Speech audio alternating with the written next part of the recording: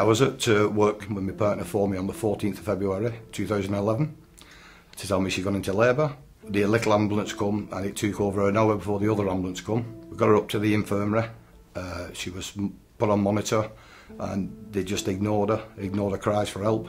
It was a flippant attitude. It was, you're pregnant, you're having a baby, you know, let's get on with it. That's how I felt. I mean, obviously my partner carried her for 9 months. Unfortunately, we ended up losing the baby. She passed away in my arms.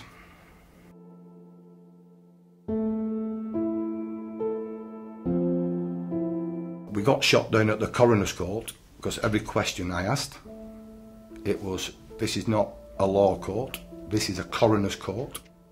So in the end, we had to give up asking questions.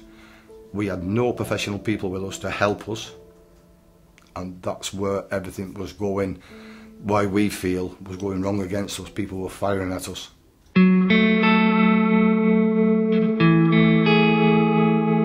When Mr. Farnworth originally approached the firm, it was obviously an incredibly distressing and traumatic time for both him and his family. The emotional support that he required was just as important as the legal support, and he was desperate for answers, desperate for an explanation. It was important for me to be able to give him clear guidance about where we were going to go with his claim, that he was aware of the steps that needed to be taken to achieve his goals. It was important for me to have a good relationship with him.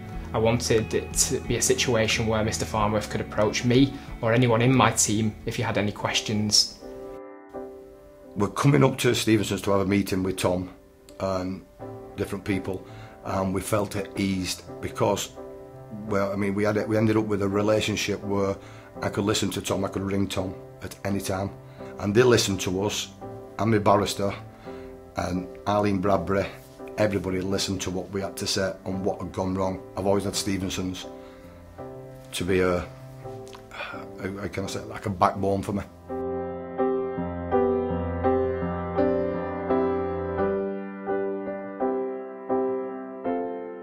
No amount of compensation will be sufficient when a child has suffered an injury, or heaven forbid when a child has passed away. My focus and the reason why I do this job is to get parents closure and to get parents an explanation for what's gone on. It might be that the injury was always going to happen and that the situation was always going to play out as it did.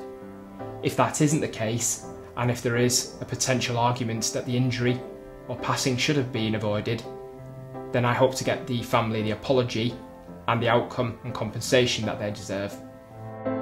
Without help of Tom Mooney, we'd have been in a situation now where my daughter had been buried. She died of vasa previa, which we know now from the legal point of view of it. She didn't just die of the vasa previa, she died of neonatal hypoxia, which was the oxygen to her brain.